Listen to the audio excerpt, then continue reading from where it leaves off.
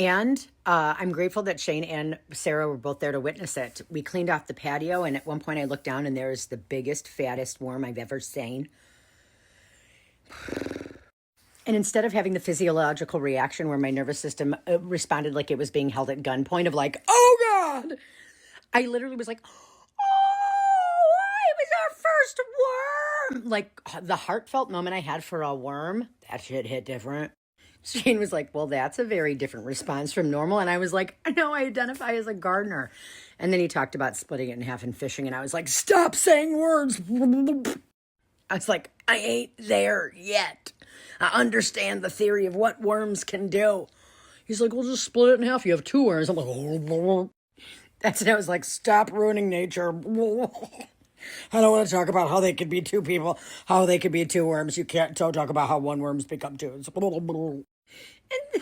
I was like, I'll move it in a minute because it didn't have gloves on. And then Sarah's like, well, I'll get it. And she tried to like pick it up with a pen or a stick or something. And I was like, don't hurt the worm. Use your fingers. I made that woman pick up a worm.